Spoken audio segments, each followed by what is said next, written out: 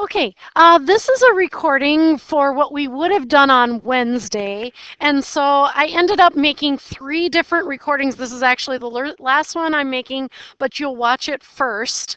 And so the schedule changes that I've made are all in black on the board in front of the room.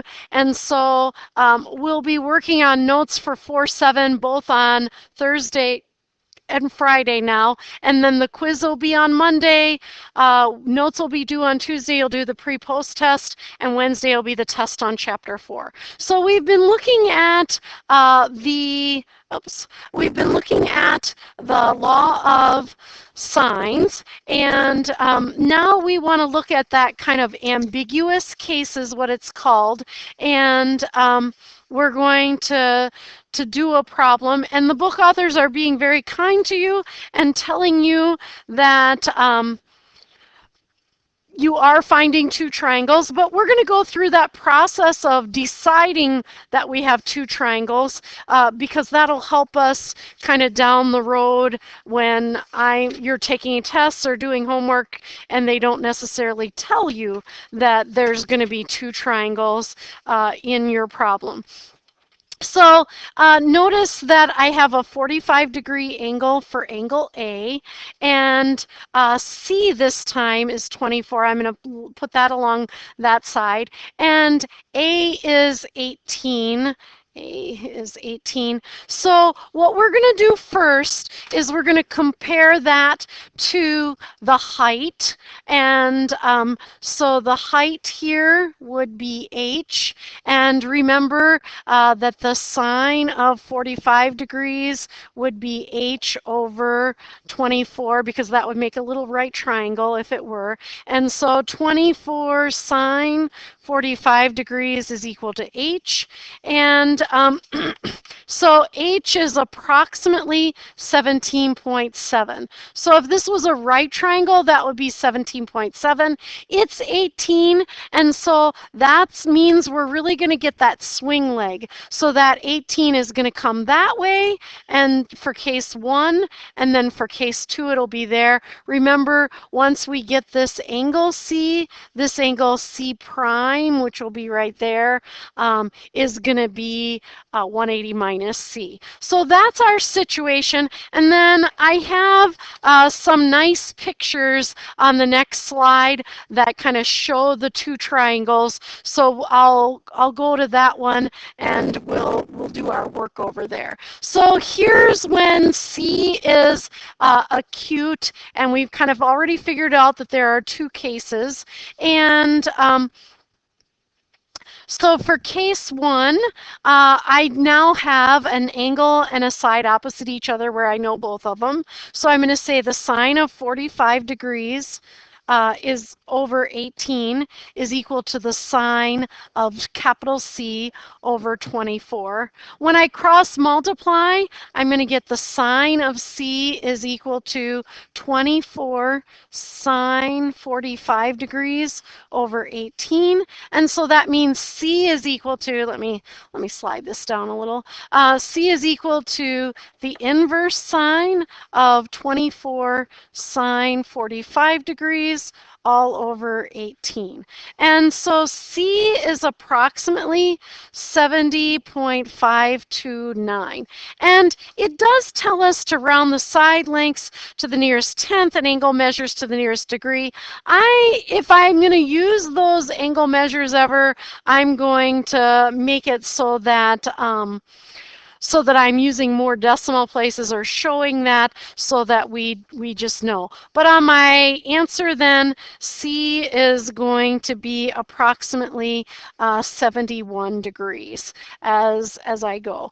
And to be super honest, since I have 2 angles now, to find the 3rd angle, so I'll put this as 71 degrees. So to find the angle B, I'm just going to add 45 and 71 and subtract that from 180. So I'll just write that down here, that B is going to be equal to, or approximately equal to really, 180 minus parentheses 45 plus 71.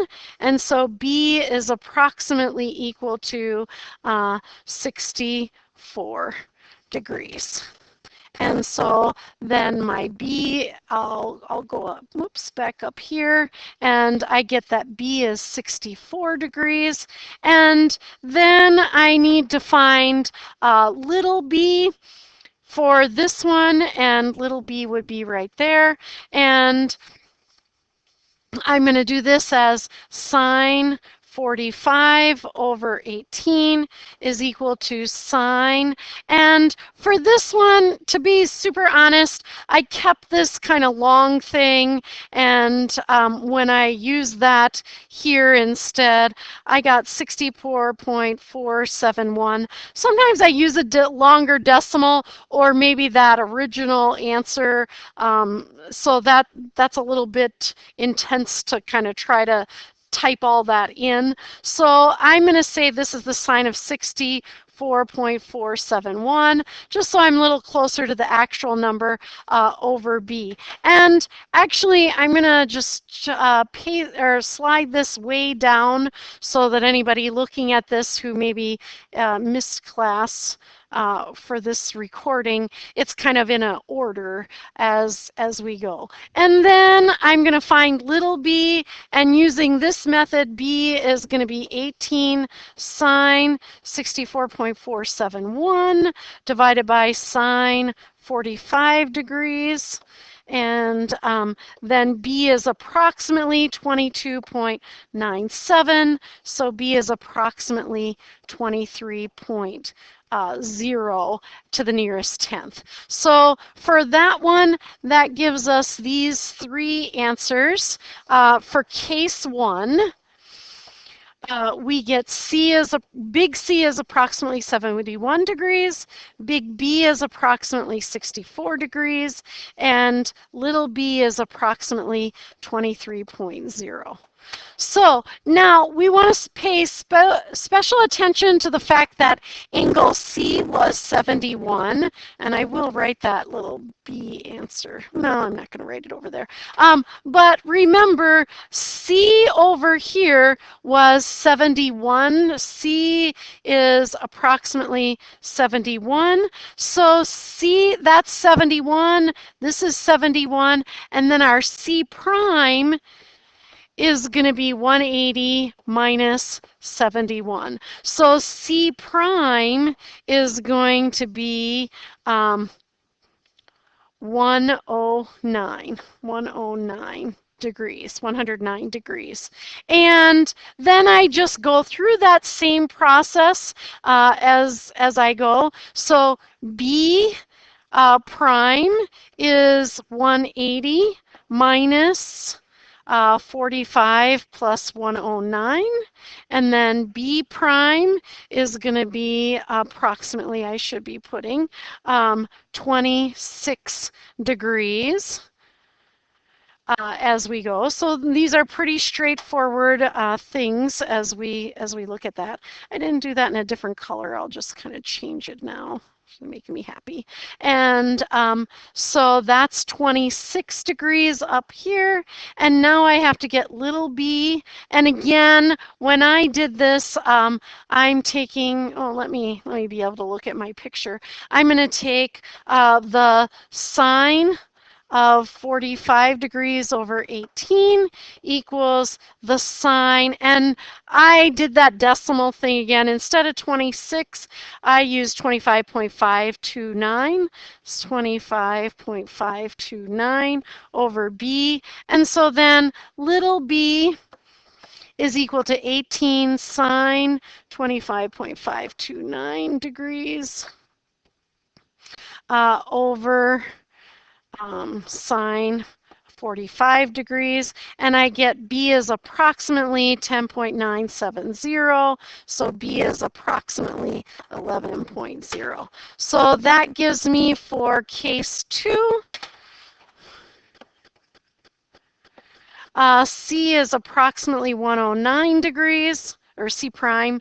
B prime is approximately 26 degrees, and little b is approximately 11.0 for that one. So that is kind of that ambiguous case where we have two things that are going on.